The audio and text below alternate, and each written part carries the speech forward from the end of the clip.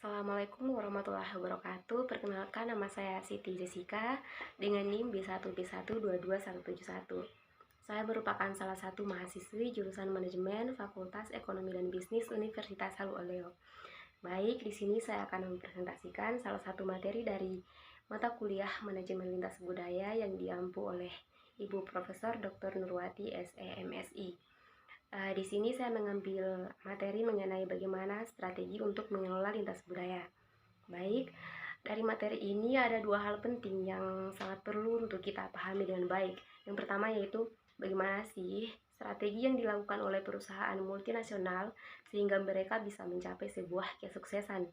Kemudian yang kedua, apa sih yang dilakukan dari perusahaan multinasional itu sendiri sehingga mereka bisa menghadapi tantangan yang ada. Baik untuk mengenai strategi yang disusun oleh perusahaan multinasional sehingga mereka mencapai langkah dalam menuju kesuksesan itu biasa dikenal dengan predisposisi strategis, di mana predisposisi strategis perusahaan multinasional itu terbagi menjadi 4 bagian. Yang pertama yaitu predisposisi etnosentris. Nah, di sini perusahaan dengan kecenderungan etnosentris memungkinkan nilai-nilai dan kepentingan perusahaan induk itu untuk memandu keputusan strategis. Jadi pada predisposisi etnosentris ini perusahaan induk yang memandu keputusan strategis. Nah, kemudian yang kedua itu mengenai predisposisi polisentris. Nah, di sini perusahaan itu membuat keputusan strategis yang disesuaikan dengan budaya negara, tempat di mana nanti perusahaan multinasional atau multinational company itu akan beroperasi. Nah, yang ketiga itu mengenai predisposisi regiosentris. Nah, di sini pemimpin perusahaan itu mencoba untuk berbaur dengan kepentingan individu mereka sendiri dengan beberapa orang dari anak perusahaan yang secara regional. Nah, kemudian yang keempat yaitu mengenai predisposisi geosentris. Nah, di sini merupakan strategi perusahaan yang mencoba untuk mengintegrasikan pendekatan melalui sistem global untuk pengambilan keputusan, yang mana nantinya jika perusahaan multinasional itu bergantung pada salah satu profil dari perpanjangan waktu, yang mana hal ini bisa menjadi pendekatan yang menjadi kelembagaan dan kemudian juga bisa menjadi hal yang sangat mempengaruhi perencanaan strategis. Nah, kemudian pembahasan yang kedua yaitu mengenai bagaimana sih perusahaan multinasional itu menghadapi tantangan.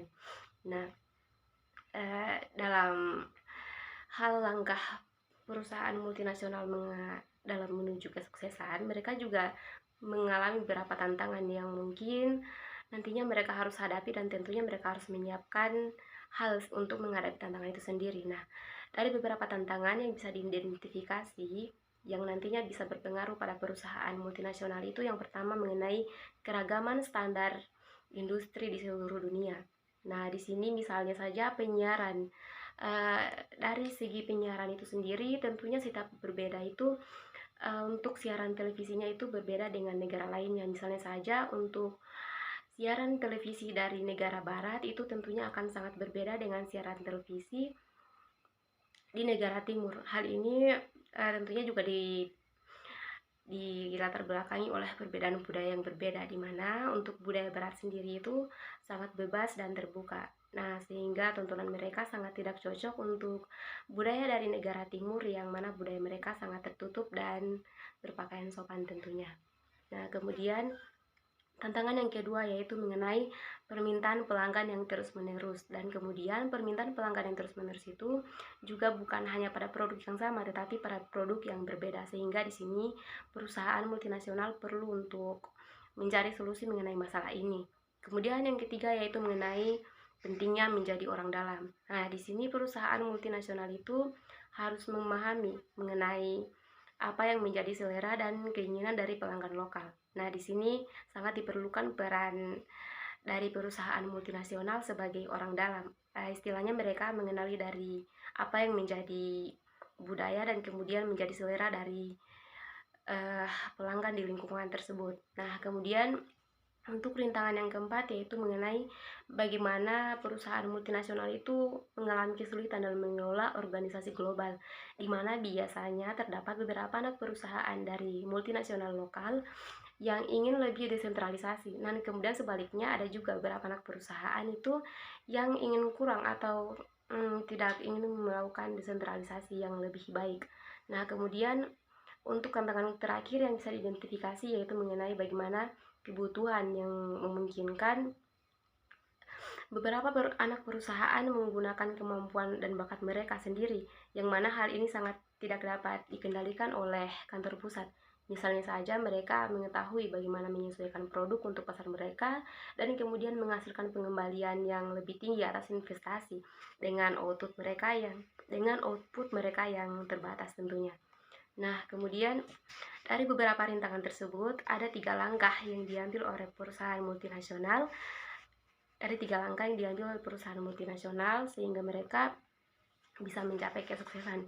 Yang pertama yaitu perusahaan multinasional atau multinational company harus tetap mengikuti kondisi pasar lokal dan menghindari godaan untuk asumsi bahwa semua pasar itu pada dasarnya sama.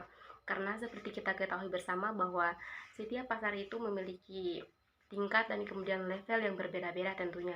Nah, kemudian langkah yang kedua yaitu multinational company atau perusahaan multinasional harus mengetahui kekuatan dan kelemahan dari anak perusahaan mereka sehingga mereka dapat menyediakan beberapa unit yang kemudian unit tersebut memberikan bantuan yang dibutuhkan untuk menangani tuntunan lokal atau keinginan lokal.